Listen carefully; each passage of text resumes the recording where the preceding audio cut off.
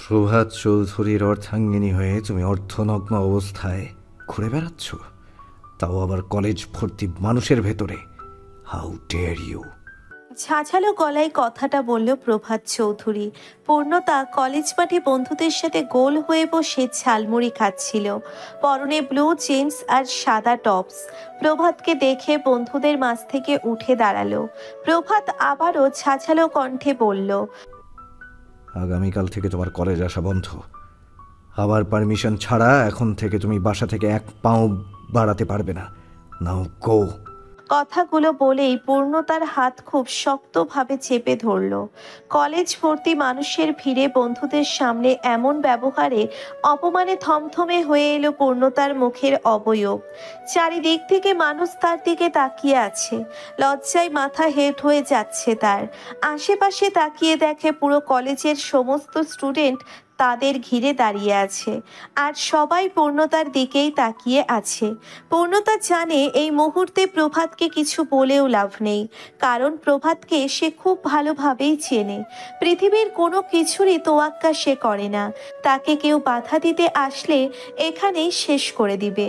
তাছাড়াও সে এখানে কাউকে খুন করে ফেললেও কেউ কিচ্ছু বলবে না।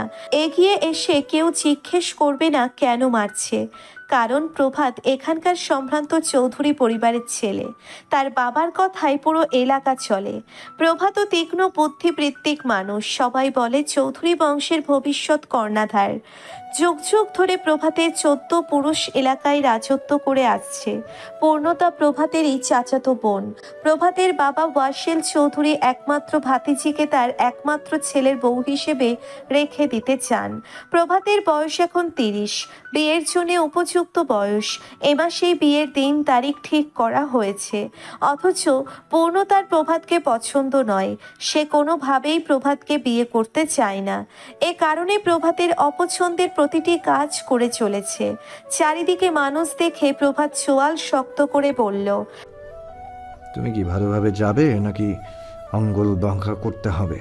মানুষের মাঝে কিছু না বলে পূর্ণতা প্রভাতের সাথে হাঁটা দিল। প্রভাত পূর্ণতার হাত ধরেই রেখেছে।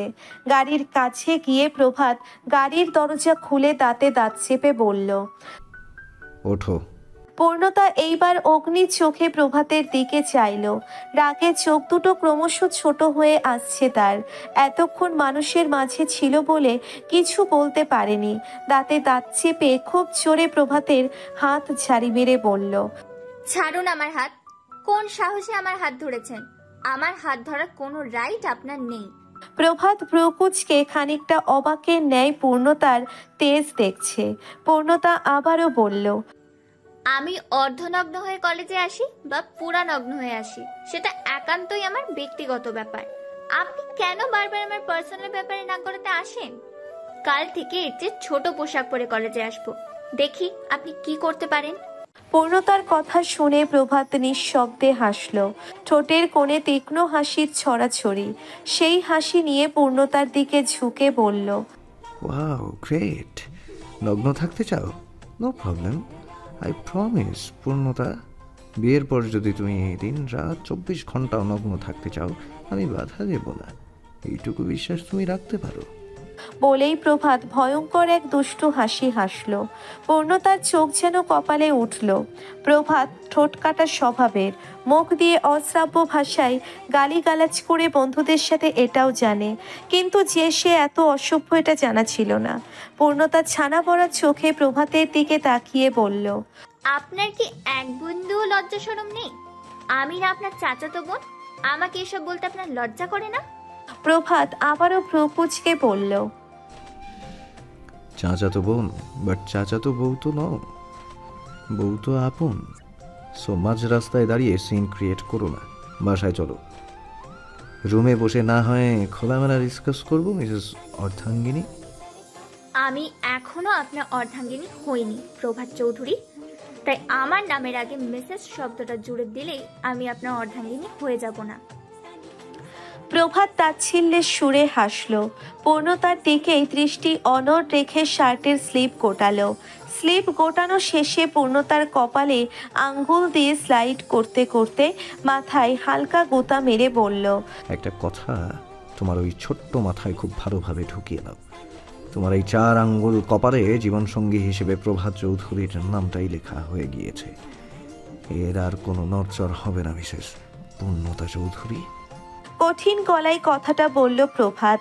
পূর্ণতা প্রভাতের বুকে গায়ের সমস্ত বল প্রয়োগ করে ধাক্কা মেরে পড়ল।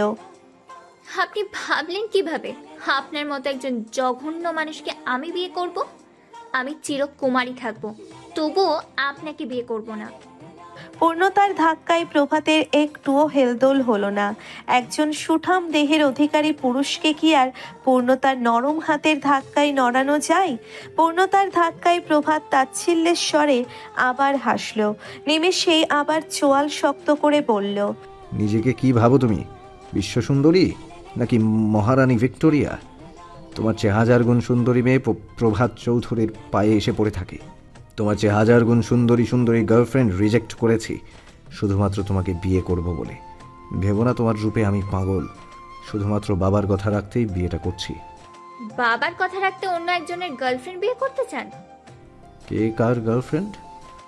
আমি অন্য একজনের গার্লফ্রেন্ড, আমার বয়ফ্রেন্ড আছে, এই জন্য আপনাকে আমি বিয়ে করতে চাই না। প্রভাত পূর্ণতার আপাদমস্তক ভালোভাবে তাকিয়ে দেখে নিয়ে বলল, তুমি কেন বিয়েটা করতে চাও না একবারও জানতে চেয়েছি আমি।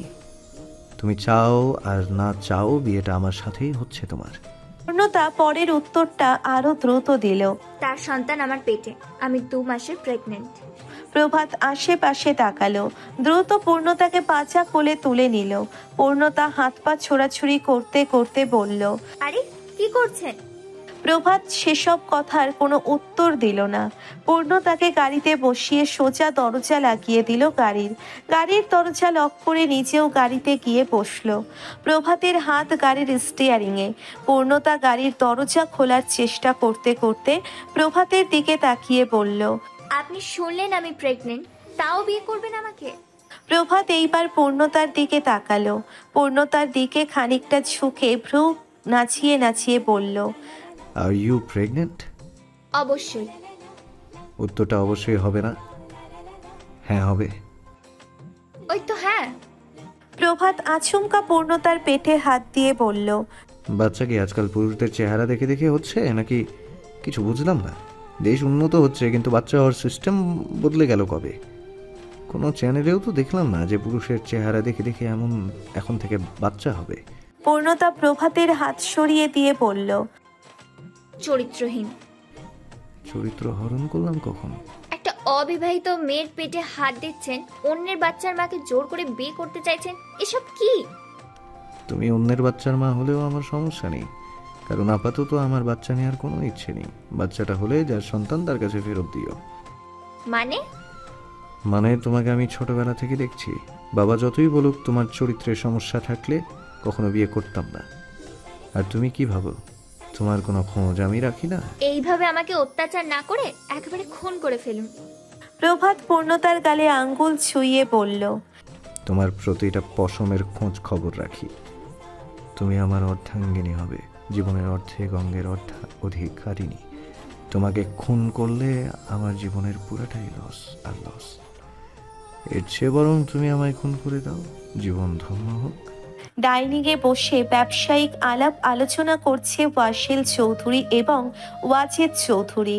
কিচেনে দুপুরে রান্না করছে ওয়াসিল চৌধুরীর স্ত্রী মেরি চৌধুরী এবং ওয়াজেদ চৌধুরীর স্ত্রী জাহান চৌধুরী, সাথে কাজের বুয়া জয়নাব। চৌধুরী পরিবারে যুগ যুগ ধরে ঘরের অর্ধাঙ্গিনীরা নির্যাতিত, সাথে অবহেলিত। ওদের কাছে ঘরের বউ মানে রান্না বান্না করা, বাচ্চা মানুষ করা, পুরুষদের সেবা যত্ন করা। এসব কাজ ছাড়া ঘরের বউয়ের আলাদা কোনো প্রয়োজন নেই। ওদের টাকা আছে, ক্ষমতা আছে, শারীরিক চাহিদার জন্য রোজ ভিন্ন ভিন্ন নারীর স্বাদ নিয়ে থাকে। ভালোবাসা, অনুভূতি, মায়া এসব কিছুই চৌধুরী পরিবারের রক্তে নেই। ওদের রক্তে আছে টাকা, ক্ষমতার নেশা। ওয়াজেদ চৌধুরী এবং ওয়াসিল চৌধুরী আপন দুই ভাই। প্রভাত ওয়াসিল চৌধুরী এবং মেরি চৌধুরীর একমাত্র ছেলে। তাদের আর একটি কন্যা সন্তানও আছে, নাম পুষ্প চৌধুরী।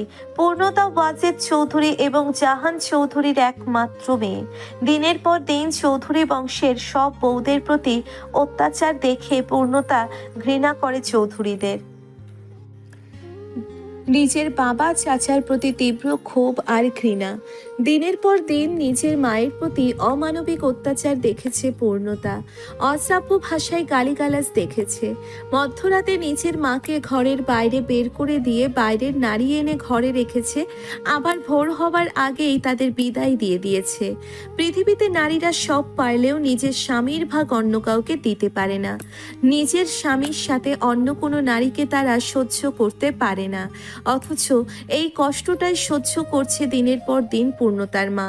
রাতে সমস্ত অবৈধ কাজ করে সকালে সমাজসেবক হয়ে বের হয় চৌধুরীরা, অথচ মানুষ জানতেও পারে না তারা কাদের আদর্শমান মানুষ হিসেবে পূজা করে। এসব কারণেই পূর্ণতার প্রভাতকে পছন্দ নয়। সেও চৌধুরী পরিবারেরই সন্তান, ভবিষ্যতে বাবা চাচাদের মতোই করবে। তাছাড়া বাবা চাচাদের থেকে তার মেধা বুদ্ধি ব্রেন সব দিকে এগিয়ে।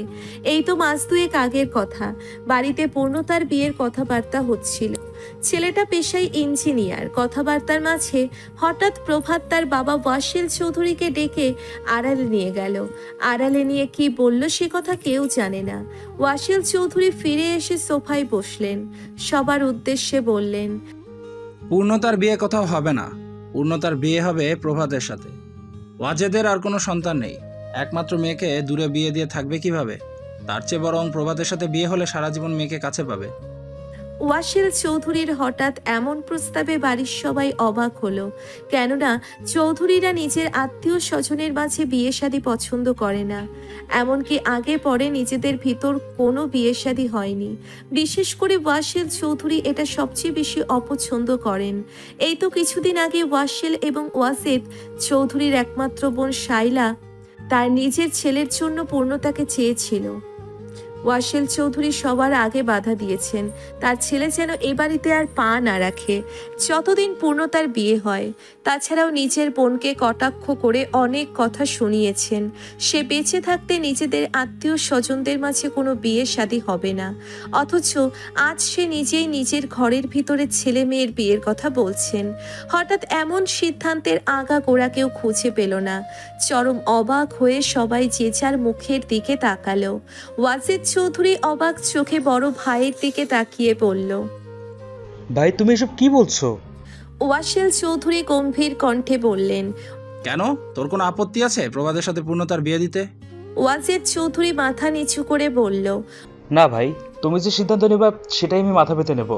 ওয়াজেদ এবং ওয়াসিলের কথাবার্তার মাঝে প্রভাত এসে বলল, তোমরা কার বিয়ে নিয়ে কথা বলছো? ওয়াসিল চৌধুরী গম্ভীর কণ্ঠে বললেন, তোমার আর পূর্ণতার। প্রভাত ডানে বামে তাকিয়ে খানিকটা অবাকের সুরে বলল, মাথা খারাপ কথাবার্তা। আমি কেন পূর্ণতাকে বিয়ে করব? তাও আবার নিজের চাচাতো বোন। আমি এ বিয়ে করতে পারবো না।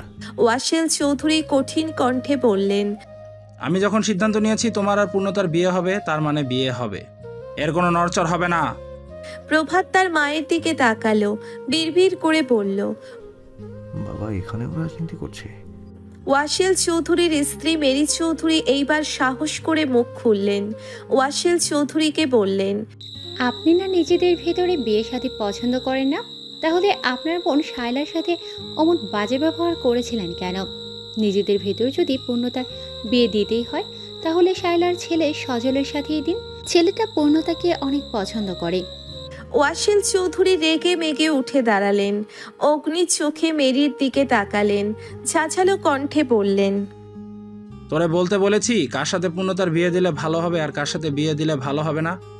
মহিলা মানুষ যার কাজ চুলোর ছাই খোলা, সে এসছে ভালো মন্দের জ্ঞান দিতে। আর যদি একদিনও দেখি তুই পারিবারিক কোনো ব্যাপারে নাক গলাচ্ছিস, পরিণতি খুবই খারাপ হবে। আর কোনো কথা বাড়ালো না। আর কোনো কথা বাড়ালে ছেলের সামনেই মান অপমান করে ছাড়বে, তাই চুপ করে গেলেন মেরি চৌধুরী। আর সেদিন থেকেই পূর্ণতা আর প্রভাতের বিয়ে নিয়ে পরিকল্পনা চলছে। ওয়াসেল চৌধুরীর হঠাৎ এর সিদ্ধান্তের কারণ আজও কেউ জানে না।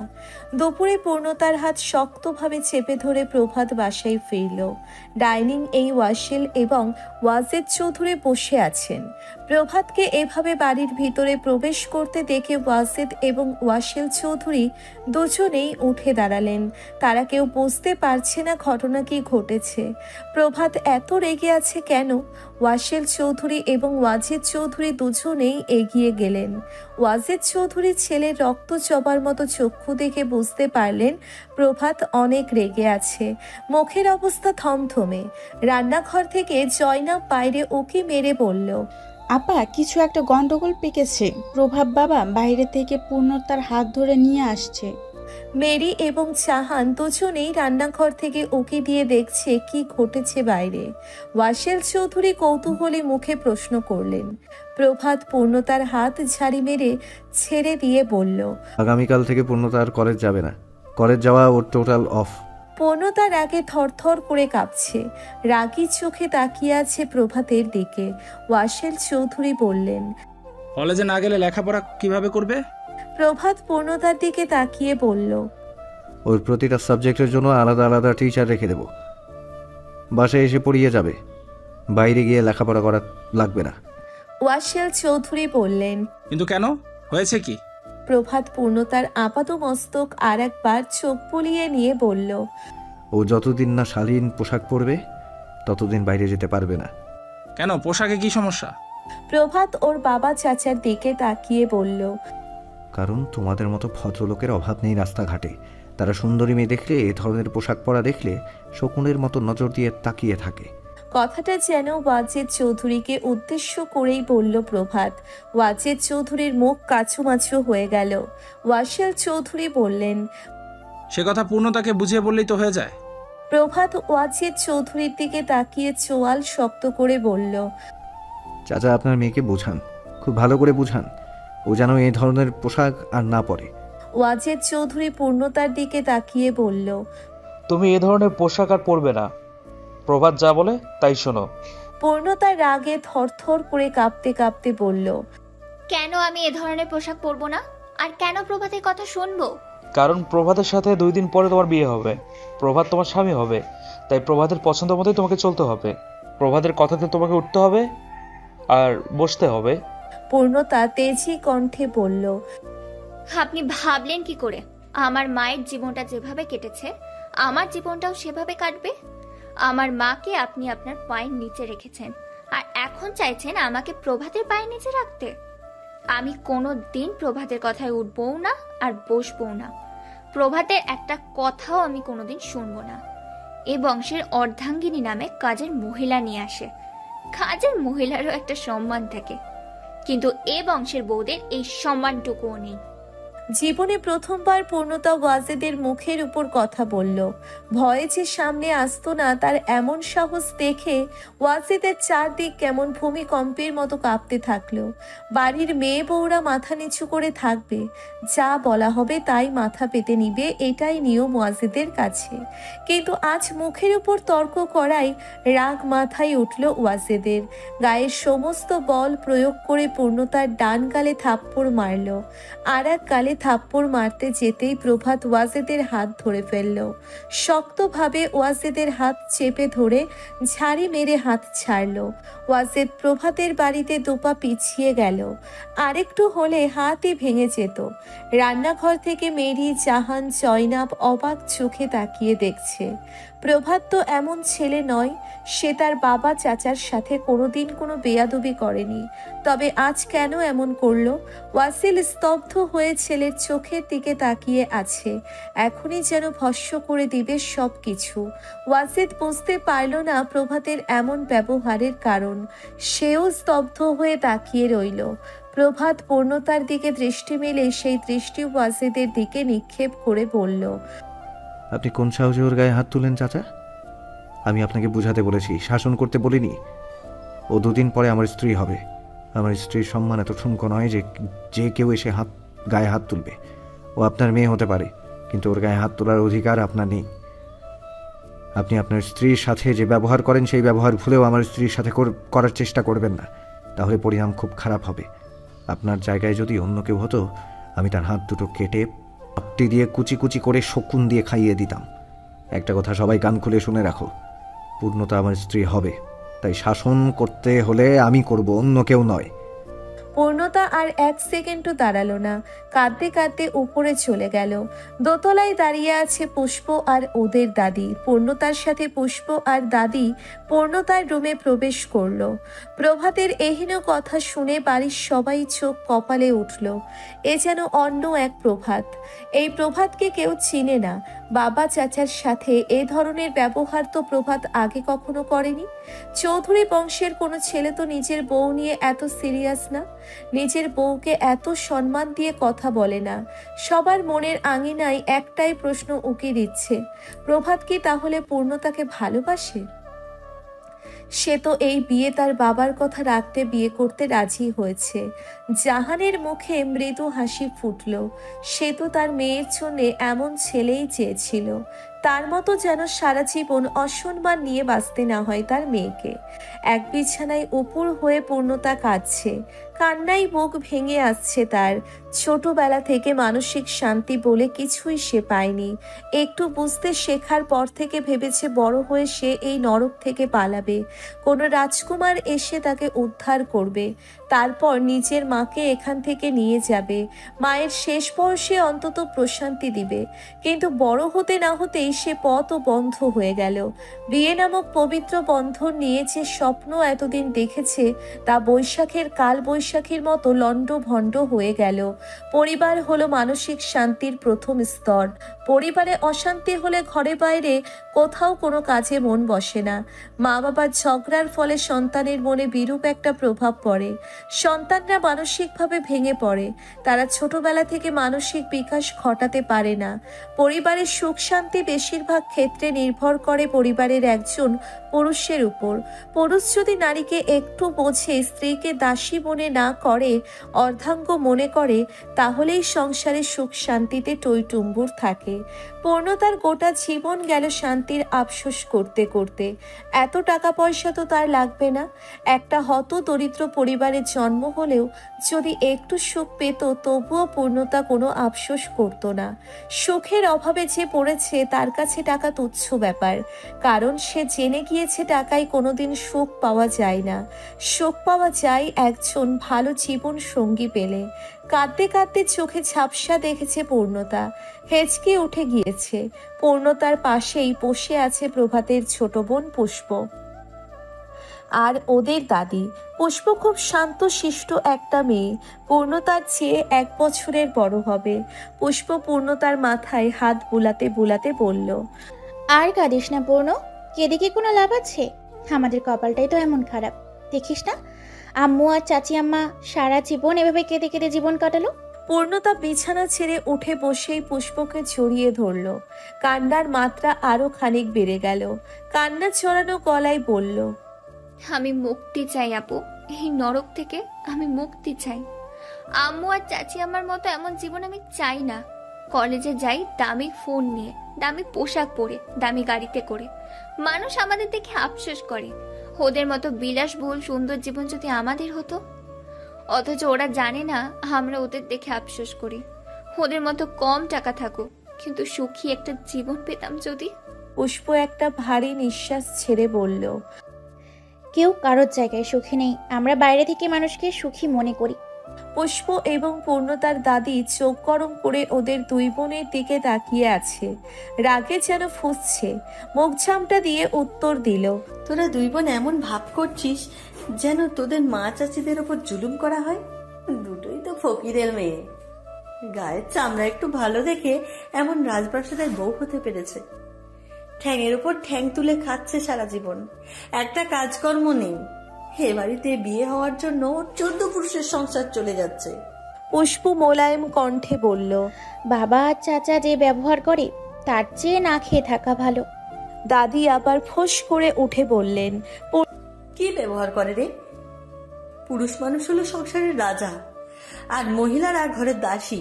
সামান্য এইটুকু কথা গায়ে শোয়ানো কি এমন ব্যাপার? ফেরাউনের মতো তো আর করছে না। পূর্ণতা চোখের পানি মুছে বলল, সব এই পেটে বুড়ির দোষ। এই খচ্চর মহিলাকে যদি দাদা বিয়ে না করতো তাহলে এই পরিবারের অশান্তি কিছুটা কমতো। দাদি আবারও ফোঁস করে উঠে বললেন, কি বললি? আমি খচ্চর? আমি বেটে? এত বড় কথা! ওয়াজেদকে যদি আমি না বলি, তোর ব্যবস্থা করতে হবে। যাও, এক্ষুনি যাও। দাদি পূর্ণতার দিকে তাকিয়ে বলল, মেয়ে মানুষের এত দাপট ভালো না। মেয়ে মানুষ তুই, কণ্ঠ এমন বাজ পাখির মতো হবে কেন?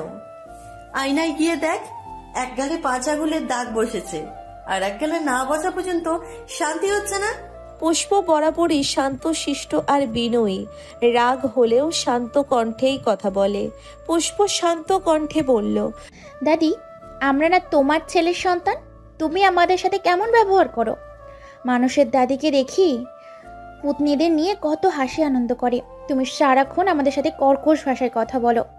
ছোটবেলা থেকে আমরা মেয়ে বলে কথা শোনাচ্ছ, ভাইয়াকে যতটুকু ভালোবাসো তার 1 বিন্দু পরিমাণ আমাদেরকে ভালোবাসোনি। মেয়ে হয়েছি বলে এত অবহেলা কেন করো? প্রভাতে বংশের প্রদীপ জ্বালবে, আর তোরা কি করবি? বসে বসে অন্ন ধ্বংস করছিস। তোরা দুটো যদি ছেলে হতি, চৌধুরী পরিবারের আরো 2টো লাঠি বাড়ত। আমার প্রভাত একা কি করবে সেই চিন্তায় আমার ঘুম হয় না। আর ওয়াজেদের তো বংশই বৃদ্ধি পেল না।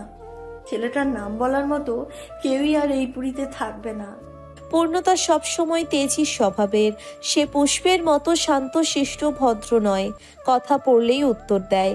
পূর্ণতার ইচ্ছে করছে দাদির গলাটি টিপে দিতে, কিন্তু সেটা তো সম্ভব নয়। রাগে ফুঁসতে ফুঁসতে বলল, তোমার ওয়াজেদের বংশ কিভাবে এগোলো না? পুত্র সন্তান না থাকলে এগোবে কিভাবে? আগে যদি জানতাম জাহান এমন বাজা হবে, তাহলে কি আর বিয়ে করাতাম? বাহ, একটা মেয়ে থাকতেও তুমি তাকে বাজা বলছো? এতই যখন পুত্র সন্তানের দরকার, আবার বিয়ে দিলে না কেন তোমার ছেলেকে? চৌধুরীরা কেউই 2বার বিয়ে করে না, এই বংশের একটা সুনাম আছে।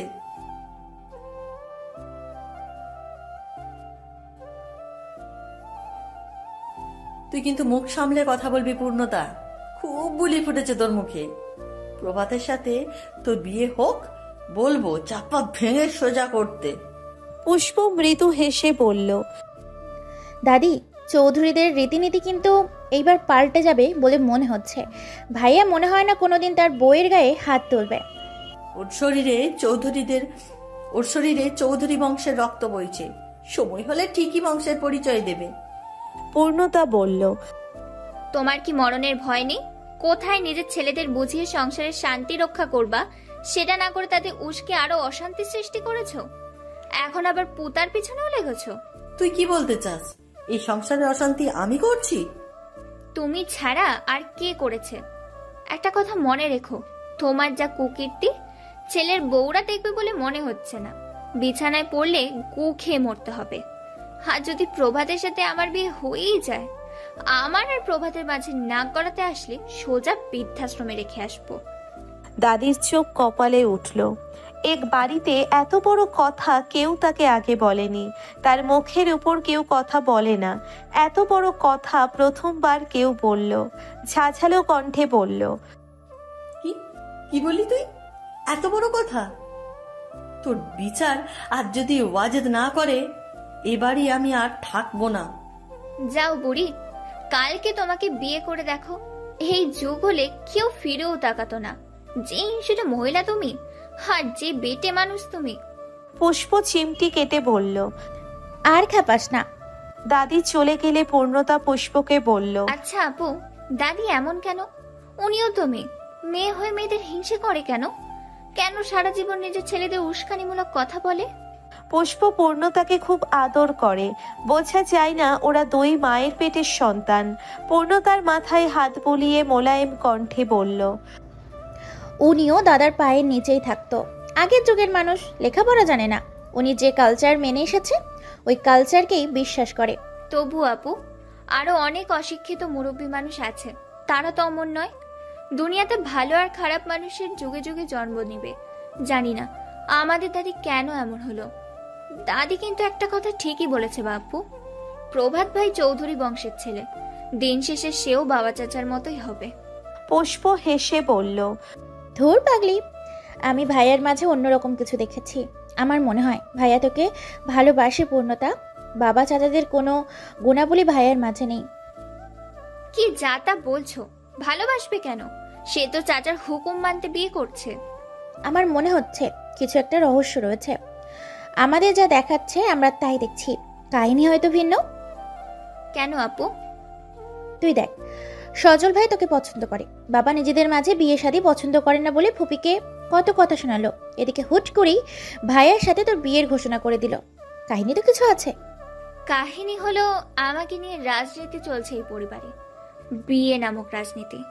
আমি মরে যাব আপু, তবুও এই চৌধুরীদের রক্ত যার শরীরে আছে তাকে বিয়ে করব না।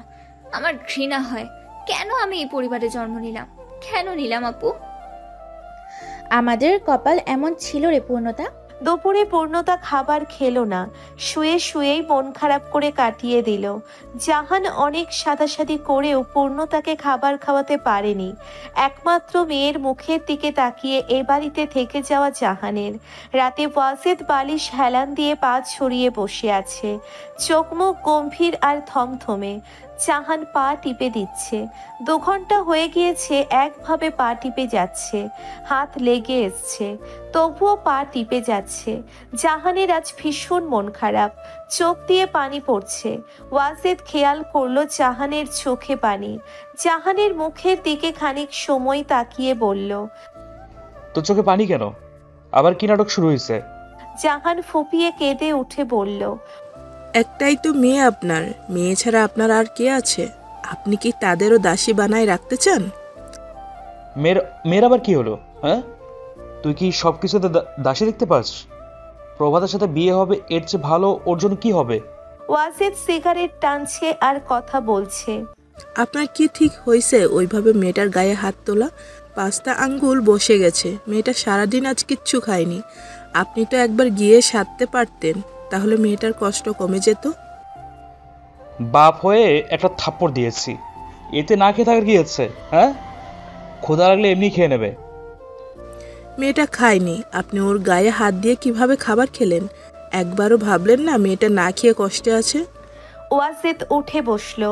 জাহানের মুখের কাছে মুখ এনে চাপা কণ্ঠে বলল, মেয়ে নিয়ে এত ভেবে কি হবে? পারিস না তো 2-4টা সন্তানের জন্ম দিতে? রাস্তায় একটা বিপদ হলে কি লাঠি ধরতে পারবে? হ্যাঁ, উল্টো রাস্তায় বের হলে আরেক চিন্তা কোন ছেলের সাথে কথা বলবে, কার সাথে মেলামেশা করবে, অঘটন না ঘটে যায়। সন্তান কি আমি ইচ্ছে করে নিইনি? আল্লাহ না দিলে আমি কি করব? তোরা বিয়ে করে আমার পুরো জীবনটাই লস। না পেরেছিস পুত্র সন্তানের মুখ দেখাতে, না পারিস ঠিকমতো শারীরিক চাহিদা মেটাতে। তোর জন্য বিভিন্ন হোটেলে গিয়ে লাখ টাকা নষ্ট করতে হয়। ছি, এই বয়সে এসেও আপনি এসব করে বেড়ান? মেয়ে বড় হয়েছে, বিয়ের সামনে, আপনার কি একটু লজ্জা করে না? আপনি এসব করেন, আপনার জামাই যদি এসব করে তখন কি করবেন? ওয়াজেদ জাহানের মুখে লাথি মেরে বলল, বুঝতে পেরেছিস? উত্তর বাচ্চা, এই বয়সে মানে কি? হ্যাঁ, যতকাল আমার শরীরে চাহিদা থাকবে ততকাল মেটাবো। তোর মেয়ে যদি তোর মতো অকর্মণ্য হয়ে থাকে, জামাই তো এসব করে বেড়াবেই। এক লাথিতে জাহান নিচে পড়ে গেল। কান্না মিশ্রিত কণ্ঠে বলল, শুধুই কি আমার দোষ? আপনি তো বিয়ের প্রথম থেকেই নারী লোভী। কত লাগে আপনার? ওয়াজেদ উঠে এসে ইচ্ছে মতো লাথি মারতে থাকলো জাহানকে। মুখ খুললেই এইভাবে মার খেতে হয় তাকে। ওয়াজেদ লাথি গোতা মেরে বাহিরে চলে গেল। জাহান ঘরের কোণে পড়ে গোঙাতে থাকলো। ওয়াজেদ আজ আর ফিরবে না, কোনো না কোনো হোটেলে গিয়ে রাত কাটাবে। প্রভাতের দাদি জামেলা আজ ঘর থেকে বের হচ্ছেন না। দুপুর থেকে রাগে ফুলে আছেন, সে রাতের খাবার খাবে না। পূর্ণতার বলা এত বড় কথার বিচার হলে সে এবাড়ির অন্ন মুখে তুলবে না। জাহান আর মেরি ভয়ে ভয়ে আছে। বাড়িতে কি অশান্তি হবে আজ তার ঠিক নেই। জামেলা এমনি তিল থেকে তাল সৃষ্টি করে। জাহান আর মেরিকে সারা জীবন অত্যাচার করে আসছে। জামেলার ঘরের সামনে দাঁড়িয়ে আছে জাহান, মেরি, পুষ্প, জয়নাব আর ওয়াসেল চৌধুরী। বাইরে থেকে সবাই দরজা ধাক্কাধাক্কি করছে, কিন্তু দরজা খুলছে না। ওয়াসেল চৌধুরী জয়নাবের দিকে তাকিয়ে বলল, প্রভাতকে ডেকে নিয়ে আসো, প্রভাত ডাকলে দরজা খুলবে। জয়নাব দ্রুত পায়ে গিয়ে প্রভাতকে ডেকে আনলো। প্রভাতের পরনে 3/4 গায়ে কালো গেঞ্জি এসে বলল, কি হয়েছে বাবা তোমার মায়ের? দরজা লাগিয়েছে কেন? পূর্ণতা মায়ের সাথে বেয়াদবি করেছে, মা সে কারণে খুব কষ্ট পেয়েছে। শোনো প্রভাত, পূর্ণতাকে তুমি বিয়ে করতে চলেছো। তুমি যেহেতু বলে দিয়েছো পূর্ণতাকে তুমি ছাড়া কেউ কিছু বলতে পারবে না, তাই এই বেয়াদবির শাস্তি তুমিই দিবা। পূর্ণতা যেন তোমার দাদির কাছে ক্ষমা চেয়ে নেয়, আর এখন থেকেই পূর্ণতাকে সোজা করে রেখো, না হলে পরে পস্তাবে। চৌধুরী বাড়ির ছেলেরা সিংহের মতো বাঁচে, বউয়ের আঁচল ধরে কেউ চলে না। প্রভাত এত সময় তার বাবার দিকে তাকিয়ে মনোযোগ দিয়ে কথাগুলো শুনলো। বাবার দিকে তাকিয়ে বলল, আমি আজই পূর্ণতাকে বুঝিয়ে দেব বাবা ওর পজিশন কোথায় আর কিভাবে ওর জীবন চলতে হবে। হ্যাঁ, বুঝিয়ে দাও। জাহান ওয়াজেদের মার খেয়ে এসে এখন মেয়েকে নিয়ে দুশ্চিন্তা করছে। মেরি বলল, ভাবিস না, প্রভাত কিছুই বলবে না পূর্ণকে। প্রভাত খুব জোরে পূর্ণতার নাম ধরে ডাকছে।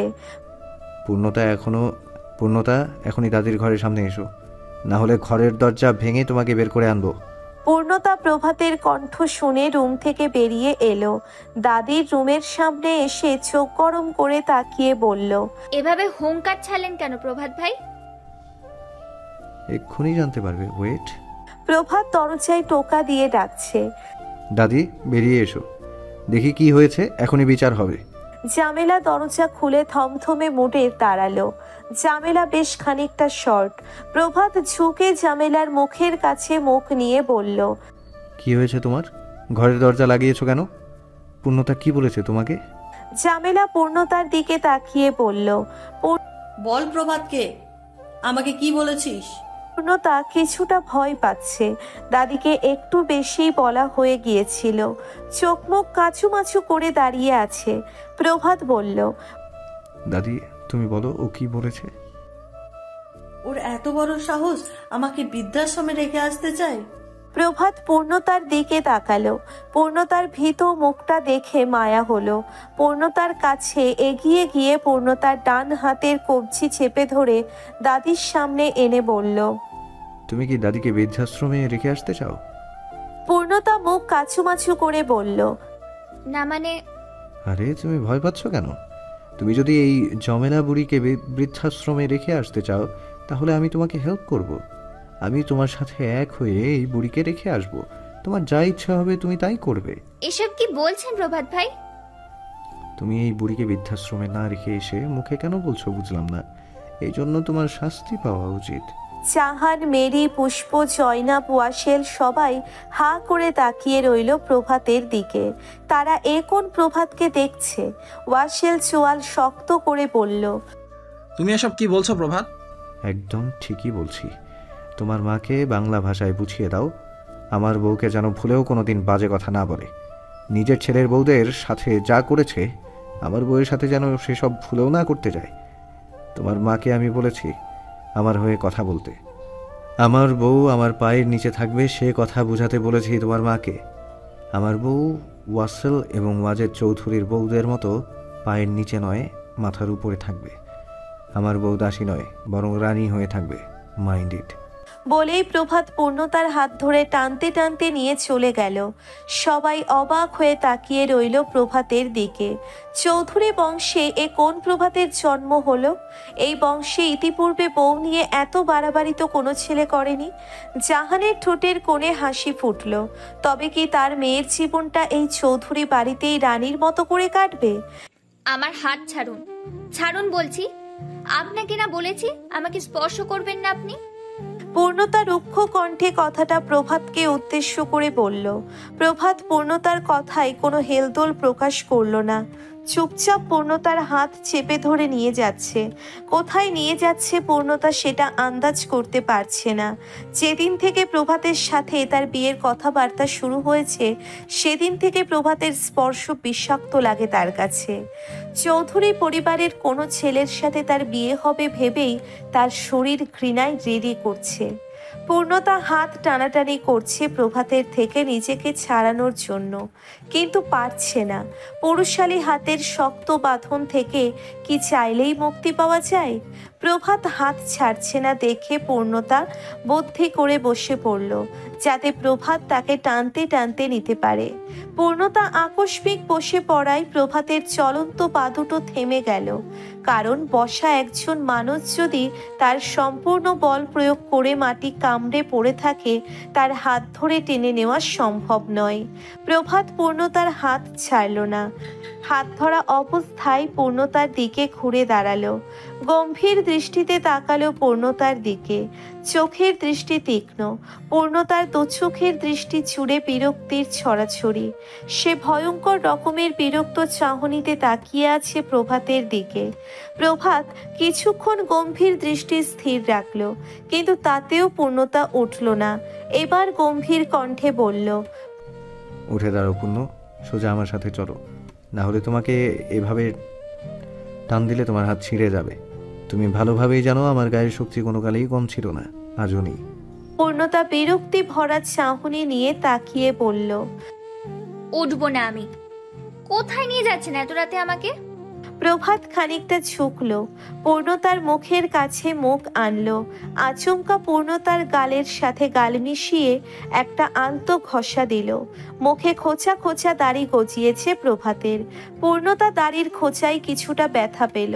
প্রভাতের গালে হাত দিয়ে ঝাড়া মেরে সরিয়ে দিল। প্রভাত বলল, জাহান্নামে নিয়ে যাচ্ছি, কোনো প্রবলেম? স্বামীর সাথে সেখানেও যাও, পাপ হবে না। পূর্ণতা বিরক্তি ভরা মুখের আদল নিয়ে বলল, আপনারা এমনিতেই সবাই জাহান্নামে যাবেন, এতে কোনো সন্দেহ নেই। চৌধুরী বাড়ির সব ছেলেরা এমনি জাহান্নামে যাবে। তাহলে চৌধুরী বাড়ির মেয়েরা জান্নাতে যাচ্ছে কনফার্ম? এই জন্য তোমাকে বিয়ে করেছি, যেন তোমার সাথে জান্নাতে যেতে পারি। এইবার ওঠো, কুইক। প্রভাত হাতের তুড়ি বাঁচিয়ে কথাটা বলল, আমি বললাম তো যাব না আপনার সাথে, আর কতবার বলবো? হাত জোরে টান দিলে সত্যি কিন্তু ছিঁড়ে যাবে পূর্ণ। পূর্ণতা তীব্র মেজাজ দেখিয়ে বলল, ছিঁড়ে ফেলুন আমার হাত, তবুও যাব না। প্রভাত পূর্ণতার দিকে চোখ বুলিয়ে নিয়ে দুষ্টু হাসল, হেসে বলল, তোমার হাত ছিঁড়ে ফেললে আমাকে আদর কি দিয়ে করবে বোকা চন্দ্রিমা? নিজের বরকে আদর করতে না পেরে পরে নিজেই ছটফট করবে। আদর করার জন্য হাতের প্রয়োজনীয়তা অনেক বেশি জরুরি। হাত ছাড়া কোনো আদরই পারফেক্ট হয় না। আদর শব্দটা শুনে পূর্ণতার শরীর রিরি করে উঠল ঘৃণায়। শব্দটা তার কানে বিশ্রী শোনালো। এটা যেন নিকৃষ্ট একটা ভাষা। তার ধারণা অসভ্য অভদ্র ছেলেরাই এসব ভাষা ব্যবহার করে। তাই অতি বিরক্ত মুখের অবয়ব নিয়ে অন্য দিকে তাকালো। প্রভাতের ঠোঁটের কোণে দুষ্টু হাসির মাত্রা ক্রমশ তীব্রতা পেল। পূর্ণতার এই রাগী চেহারাটা দেখার জন্যেই এসব বলে। পূর্ণতার রাগের আগুনে ঘি ঢালতে প্রভাত তার অনামিকা আঙ্গুল নিয়ে পূর্ণতার হাতের বাহু থেকে স্লাইড করতে করতে কবজি পর্যন্ত নামালো। খানিকটা ফিসফিস শব্দে বলল, এই কচি সুন্দর নরম হাতের মালিক কি সোজা কথায় যাবে, নাকি আমাকে অন্যভাবে নিতে হবে? পূর্ণতা সাথে সাথেই প্রভাতের দিকে তাকালো, কারণ পূর্ণতা জানে প্রভাতের কথা না শুনলে সে কোলে তুলে নেয়। এখনই এমন কিছু করতে পারে। পূর্ণতা উঠে দাঁড়াতে যাবে তখনই প্রভাত পূর্ণতাকে পাজা কোলে তুলে নিল। কোলে তুলে সোজা সদর দরজা দিয়ে বাড়ি থেকে বের হয়ে গেল। পূর্ণতা বুঝতে পারছে না প্রভাত তাকে কোথায় নিয়ে যাচ্ছে। হাত পা ছোড়াছুড়ি করছে, কিন্তু তাতে কোনো লাভ হচ্ছে না। প্রভাত পূর্ণতাকে নিয়ে সোজা বাড়ির পিছনের গেস্ট হাউসের দিকে নিয়ে যাচ্ছে। গেস্ট হাউস এ বাড়ির মেয়ে বউরা কেউ কখনো পা রাখতে পারেনি। চৌধুরী পরিবার প্রায় 3 যুগ ধরে এলাকা শাসন করছে। প্রাচীন কাল থেকেই তারা অঢেল সম্পত্তির মালিক। মেইন শহর থেকে একটু দূরে বৃহত্তর জায়গা জুড়ে চৌধুরী মহল। একই জায়গা তাদের 3টে বাড়ি। একটা বাড়িতে শ্যাওলা পড়ে গিয়েছে, অনেক পুরনো 3 তলা বিশিষ্ট বাড়ি। পুরনো বাড়িতে এ বাড়ির কাজের লোকসহ কাজে সাহায্য সহযোগিতার জন্য যারা থাকে তারা বসবাস করে। নতুন করে একটা করা হয়েছে, যেটাই প্রভাতের পরিবার বসবাস করে। আর একটা হলো গেস্ট হাউস। এই গেস্ট হাউসে বিভিন্ন ব্যবসায়িক আলাপ আলোচনা হয়। বিভিন্ন জায়গা থেকে যখন ব্যবসায়িক লোক আসে তখন এই গেস্ট হাউসে রেখেই আপ্যায়ন করা হয়। এখানের আপ্যায়নগুলা অন্য রকমের হয়। বিজনেস বিজনেস পার্টনারদের জন্য মদ আনা হয়। তাদের রাতের বিনোদনের জন্য বিভিন্ন মেয়ে ভাড়া করে এনে দেওয়া হয়। কখনো কখনো কখনো বাইরে থেকে এসে কেউ 7 দিনও থাকে, সাথে কোনো মেয়ে নিয়েও আসে। 7 দিনই মেয়ে নিয়ে থাকে, যাওয়ার সময় পেছনের দিকের গেট দিয়ে আবার চলে যায়। পাঁচিলে বিশিষ্ট বাড়ির ভিতরে আসলে কি ঘটে বাইরের কেউ জানতেও পারে না, আর গেস্ট হাউসের ব্যাপারে কেউই জানে না। ওখানে ভিআইপি গেস্ট ছাড়া অ্যালাউ করে না। সাধারণ আলাপ আলোচনা যা হওয়ার তা মেইন বাড়িতেই হয়। প্রভাত পূর্ণতাকে নিয়ে গেস্ট হাউসে ঢুকে দরজা লাগিয়ে দিল। দরজার ছিটকিনি লাগাতে দেখে পূর্ণতার বক্ষ কম্পিত হলো, বুকের মাঝে ঢিপ ঢিপ শব্দ হচ্ছে। প্রভাত তার সাথে কি করতে চায় কিছুই বুঝতে পারছে না।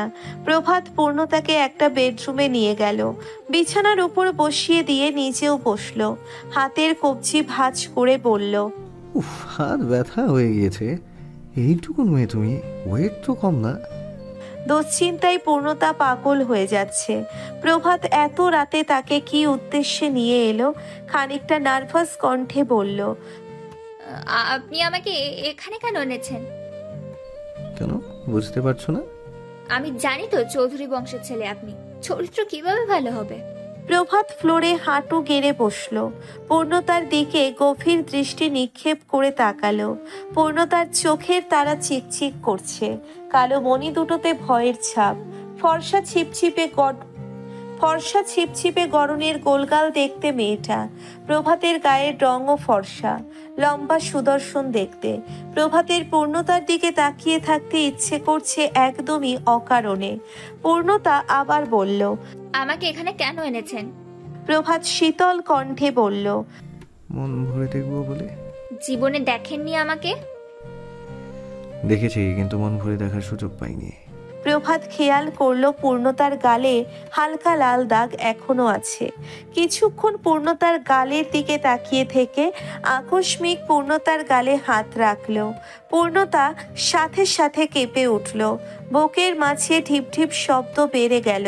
প্রভাত পূর্ণতার গালে হাত বুলিয়ে বলল, তোমার বাপকে ইচ্ছে করছে খুন করে ফেলি, বেঁচে গেল বউয়ের বাপ বলে। যে গালে আমি চুমুতে চুমুতে ভরিয়ে দিব, সেই গালে কাউকে ফুলের টোকা দিতে দিব না। পূর্ণতা আশ্চর্যজনক ভঙ্গিতে তাকিয়ে প্রভাতের কথা শুনছে। প্রভাত এসব কি বলছে তাকে? প্রভাত আবার তাকে বলল, তোমার এই গাল দুটো ভীষণ প্রিয় আমার, একদম ফুটন্ত গোলাপের মতো। এভাবে প্রেমিকের মতো কথা বলছেন কেন? এখানে কেন এনেছেন সেটা বলুন। অপেক্ষা করো, জানতে পারবে। প্রভাত উঠে দাঁড়ালো, দরজার কাছে গেল, দরজা খুলে বেশ জোরে ডাকলো, শরীফ, খাবার এনেছিস? শরীফ এগিয়ে এসে বলল, জি ভাই এনেছি, যা অর্ডার দিয়েছিলেন সব এনেছি। যা ভেতরে গিয়ে রেখে আয়। শরীফ একে একে সব খাবার ভেতরে রেখে আসলো। পূর্ণতার চোখ কপালে উঠল, সে বিস্মিত হয়ে সব খাবারের দিকে তাকালো। প্রভাত বলল, সারাদিন না খেয়ে থেকে কি স্বাস্থ্যমন্ত্রী হতে চাও? চুপচাপ খাবার খেয়ে নাও। আমি খাবো না। কিন্তু আমার তো ক্ষুধা লেগেছে। ক্ষুধা লেগেছে তো আমাকে এখানে এনেছেন কেন? আমাকে খেয়ে ফেলতে চান নাকি? অবশ্যই খেতে চাই, কিন্তু তোমার ঠোঁটে তো লিপস্টিক নেই। মানে ছেলেরা মেয়েদের লিপস্টিক খেতে পছন্দ করে, কথাটা আমার মুখে খারাপ শোনালেও এটাই কিন্তু চিরন্তন সত্য। আমাকে এসব বলছেন? তাহলে কাকে বলবো? তোমার বাবার মতো বাজারের মেয়েদের বলবো? পূর্ণতা রাগে থরথর করে কাঁপছে, তার মুখে কোনো ভাষা নেই। প্রভাতের মুখে মৃদু হাসি, সে পূর্ণতার রাগ উপভোগ করছে। কিছুক্ষণ পর বলল, এখনো বিয়ে হয়নি, বাড়িতে সবার সামনে এত রোমান্টিক ভাবে সেধে খাওয়াতে পারতাম না। এমনি সবাই আমাকে বউ পাগল ভাবছে, দুদিন পর আবার ওয়াসেল চৌধুরী আমাকে পাগল না ভেবে পাগলা গারদে দিয়ে আসে, সেই চিন্তায় আছি। প্রভাত শীতল চোখে পূর্ণতার দিকে দৃষ্টিপাত করে বলল, তোমার হাতে এখন দুইটা অপশন পূর্ণ, হয় এই ক্ষুধার্থ মানুষটাকে খাইয়ে দেবে, নয় এই ক্ষুধার্থ মানুষটার হাতে তোমাকে খাবার খেতে হবে। বলো কোনটা করবে? চুজ করো কুইক। পূর্ণতা আশ্চর্যজনকভাবে তাকালো প্রভাতের প্রস্তাব শুনে। যেখানে সে প্রভাতকে দুচোখে সহ্য করতে পারছে না, সেখানে প্রভাতের হাতে খাবার খাওয়া বা প্রভাতকে খাইয়ে দেওয়ার কথা প্রভাত কল্পনা করলো কিভাবে? রাগে চোখ দুটো জলজল করছে পূর্ণতার। তাতে দাঁত চেপে বলল, আপনার শখ দেখে আমি জাস্ট আশ্চর্য হচ্ছি। মানুষ এমন অদ্ভুত শখ কিভাবে করে? প্রভাত ডান ভ্রু কুচকালো। কয়েক সেকেন্ড পূর্ণতার দিকে ভ্রু কুচকে তাকিয়ে থেকে বলল, শখ? শখ ছাড়া আমার কাছে তো ভিন্ন কিছুই মনে হচ্ছে না। প্রভাত মৃদু হাসল। নিঃশব্দে ঠোঁটের এক কোণায় খানিকটা হাসির ছড়াছড়ি। হাসির মাত্রা বাড়ালো। হাসতে হাসতে পূর্ণতার চোখে তাকিয়ে বলল, প্রভাত চৌধুরীর কোনো শখ অপূর্ণ আছে দেখেছো তুমি? প্রভাত চৌধুরীর শখ মানে তার জিদ। আমার জিদের ভয়াবহতা সম্পর্কে কি নতুন করে ক্লাস নিতে হবে? পূর্ণতা তাচ্ছিল্যের সুরে হাসল। চোখের চাহনিতেও তাচ্ছিল্য। হেসে বলল, খুব প্রাউড ফিল করছেন তাই না নিজের পাওয়ার নিয়ে? পূর্ণতা চৌধুরী আজ আপনার এই শখ আর জিদ অপূর্ণ রাখবে। না আমাকে খাইয়ে দিতে পারবেন, না আমার হাতে খেতে পারবেন। দুটোর কোনোটাই আজ করতে পারবেন না। চ্যালেঞ্জ করছো? যদি বলেন চ্যালেঞ্জ তাহলে চ্যালেঞ্জ, যদি বলেন জিত তাহলে জিত। প্রভাত সামনে চুল পিছনের দিকে উঁচিয়ে দিয়ে আবারও মাদক ভরা দৃষ্টিতে পূর্ণতার দিকে তাকিয়ে হাসল। সদ্য গজানো দাড়িতে হাত বুলালো। মুচকি হেসে বলল, ইন্টারেস্টিং পূর্ণতা, ভেরি ইন্টারেস্টিং। এতদিন কোথায় ছিলে তুমি? প্রভাত চৌধুরীর চ্যালেঞ্জিং কাজ করতে খুব পছন্দ করে। তোমার এই চ্যালেঞ্জ আমাকে তোমার প্রতি আরো ইন্টারেস্টেড করে তুলল। আমার তো তোমার মতনই বউ চাই, একবার নয় হাজারবার চাই। বাইরে হাবিজাবি দলের সাথে গেম খেলে খুব একটা মজা পাচ্ছি না। খুব সহজে সারেন্ডার করে নেয়। তোমার মতো তেজি জেদি মেয়েই তো আমার চাই। ঘরের ভেতর প্রতিটা কাজ চ্যালেঞ্জিং হবে। আমি স্পষ্ট দেখতে পাচ্ছি আমাদের দাম্পত্য জীবন অনেক বেশি ইন্টারেস্টিং হতে চলেছে। আসলে তেতো মিষ্টি সম্পর্ক ছাড়া সম্পর্কে কোনো মজা নেই। তুমি না হয় সব সময় এমন আগুন গরম হয়ে থেকো, আমি তুষার হয়ে তোমায় নেভাবো। পূর্ণতা বাঁকা চোখে প্রভাতের দিকে তাকালো। দরজার দিকে দৃষ্টি দিয়ে বিছানা ছেড়ে উঠে দাঁড়ালো। সোজা দরজার দিকে পা বাড়ালো বাইরে যাওয়ার জন্য। প্রভাত সেটা দেখে আবারও মৃদু হেসে মনে মনে বলল, মেয়েটার জেদ আছে, তেজ আছে, কিন্তু বোকাও আছে। প্রভাতের খাঁচার দরজা খোলার মতো চাবি ওর কাছে নেই। বোকা মেয়েটা বুঝতে পারছে না কেন? পূর্ণতা দরজায় হাত রাখতেই প্রভাত সেকেন্ডের মাঝে দরজার সামনে গিয়ে দাঁড়ালো। পূর্ণতা প্রভাতের মুখের দিকে তাকিয়ে থমথমে মুডে তাকালো। প্রভাতকে ধাক্কা দিয়ে দরজা থেকে সরিয়ে বের হওয়ার চেষ্টা করলো।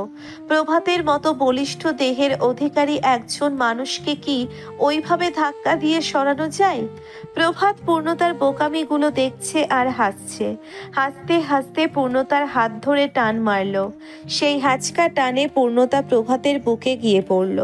প্রভাত পূর্ণতাকে বাম হাত দিয়ে বুকের সাথে শক্তভাবে চেপে ধরে ডান হাত দিয়ে ঘরের ছিটকিনি ভালোভাবে লাগিয়ে দিল। পূর্ণতা ছোটাছুটির চেষ্টা করেও কোনো লাভ হচ্ছে না। প্রভাত পূর্ণতাকে আরো একটু শক্তভাবে নিজের সাথে আগলে ধরে বলল, তখন অপশন ছিল তোমাকে যে কোনো একটা করতে হবে, আর এখন আমার সিদ্ধান্ত পরিবর্তন হয়েছে। তোমাকে এখন দুইটাই করতে হবে। পূর্ণতা অতি বিরক্ত কণ্ঠে বলল, যদি না করি? জাস্ট কিছু না, তোমাকে সারা রাত এই ঘরে আমার সাথে কাটাতে হবে। বিয়ের আগেই আমার সাথে এক ঘরে রাত কাটাতে পারবে? কথাটা পূর্ণতার কর্ণকুহরে প্রবেশ করতেই ঘৃণায় তার শরীর গুলিয়ে উঠল। সে জানে প্রভাতের চরিত্র এমনই। প্রভাত চৌধুরী পরিবারের ছেলে। ওর চরিত্র এমন হওয়া অস্বাভাবিক কিচ্ছু নয়। চোখে পানি চলে এলো পূর্ণতার। এখনই তার মরে যেতে ইচ্ছে করছে। আগে এক অশান্তি ছিল তার মা বাবাকে নিয়ে, এখন তার মায়ের অশান্তিটা তার জীবনে এসে পড়েছে। প্রভাত তার জীবনটা একেবারে নরক বানিয়ে ছাড়ছে। এক ঘরে অশান্তি, দুই বাইরে অশান্তি, অশান্তি আর অশান্তি তার জীবনে। এই মুহূর্তে তার মরে যেতে ইচ্ছে করছে। মেয়ে বলে তার জীবনের কোনো ইচ্ছের গুরুত্ব সে পায়নি, এমনকি নিজের অপছন্দের মানুষের সাথে বিয়ে হচ্ছে। মাঝে মাঝে মনে হয় তার হয়তো এই পৃথিবীতে জন্ম নেওয়াটাই ভুল ছিল। পূর্ণতাকে চুপ থাকতে দেখে প্রভাত পূর্ণতার কানের সাথে ঠোঁট মিশিয়ে ফিসফিস করে বলল, অপশন 1 নাকি অপশন 2 বেছে নিতে চাও? যদি 2 বেছে নিতে চাও তাহলে শরীফকে খাবার নিয়ে যেতে বলি, চুমু খেয়ে পেট ভরে নিও। শুনেছি চুমু নাকি অমৃতের মতো। যদিও আমি আগে পরে খাইনি, তবে খেতে ইচ্ছে করে। যার তার ঠোঁটের ছোঁয়া তো প্রভাত চৌধুরী নিতে পারে না। প্রভাতের কথায় পূর্ণতা চমকে উঠল। কি বলতে চাইছে প্রভাত তাকে? তার জীবনের চরম সর্বনাশ কি আজ এখানেই হয়ে যাবে? পূর্ণতা মনে মনে ভাবল তারই ভুল হয়েছে প্রভাতের সাথে চ্যালেঞ্জ নেওয়ার। এই ভুলটা করা তার উচিত হয়নি। জেদের বশে প্রভাতকে চ্যালেঞ্জ দেওয়াটা চরম ভুল তার। প্রভাত যা চাই তাই করে ছাড়ে, এটা তো নতুন কিছু নয়। প্রভাতের বুদ্ধি, কৌশল, ক্ষমতা কোনোটার সাথেই তার পেরে ওঠা সম্ভব নয়। পূর্ণতাকে গম্ভীর থাকতে দেখে প্রভাত বলল, বলবো শরীফকে খাবারটা নিয়ে যেতে? পূর্ণতা চাপা কণ্ঠে এভাবে বলল। ধরে রাখলে খাবো কিভাবে? প্রভাত পূর্ণতাকে ছেড়ে দিয়ে বলল, হ্যাঁ সুইট, শুধু শুধু এত জিদ না করে প্রথমেই রাজি হলে এত ঝামেলা করা লাগে না। টি টেবিল এগিয়ে আনলো প্রভাত। টেবিলের উপর খাবারগুলা সব প্যাকেট থেকে বের করলো। প্লেটে খাবার তুলে নিয়ে পূর্ণতাকে খাবার খাইয়ে দিচ্ছে। পূর্ণতারও তখন প্রচন্ড ক্ষুধা। খাবারগুলো সব পূর্ণতার পছন্দের খাবার। মনের বিরুদ্ধে অনিচ্ছায় প্রথমে খাবার মুখে নিলেও ক্ষুধার যন্ত্রণার খাবারগুলা শান্তভাবে খেয়ে নিল। পূর্ণতার খাওয়া শেষ হলে প্রভাতকে খাইয়ে দিতে হবে। জীবনের সবচেয়ে জঘন্য কাজটা আজ পূর্ণতা করছে। সে প্রভাতকে গালে তুলে খাইয়ে দিচ্ছে। প্রভাত মুগ্ধ দুই নয়নে পূর্ণতার দিকে তাকিয়ে আছে। দুষ্টুমি করে পূর্ণতার আঙ্গুল কামড় দিয়ে বলল, প্রতিটা ক্ষণে ক্ষণে আমি আমার উপস্থিতি অনুভব করাবো। পূর্ণতার চোখে পানি টলমল করছে। সে এখান থেকে যেতে চাইছে। কান্না মিশ্রিত কণ্ঠে বলল, এইবার আমি যাব। প্রভাত হেসে বলল, যাও। পূর্ণতা চলে গেলে প্রভাত মনে মনে বলল, আমি জানি আমি তোমার সাথে বাড়াবাড়ি রকম সব করছি। তুমি আজ সারা রাত না খেয়ে থাকতে, ক্ষুধায় কষ্ট পেতে, তাতে কাকিমা, পুষ্প সবাই কষ্ট পেত। তুমি অনেক জেদি পূর্ণ, আমার চেয়েও বেশি। ভালোভাবে বললে তুমি শুনতে না। সারা রাত না খেয়ে কষ্ট পেতে। আমাকে তুমি খারাপ ভাবছো ভাবো, আমার প্রতি বিরক্ত হচ্ছ হও, তাতে সমস্যা নেই। তোমাকে খাওয়ানোর জন্য না হয় এইটুকু খারাপ হলাম তোমার কাছে। তোমার ভালোর জন্য যত খারাপ হতে হয় আমি হব, তবুও তোমাকে বিন্দু মাত্র কষ্ট পেতে দেব না। তোমাকে আমার অর্ধাঙ্গিনী বানিয়ে বুঝিয়ে দিব।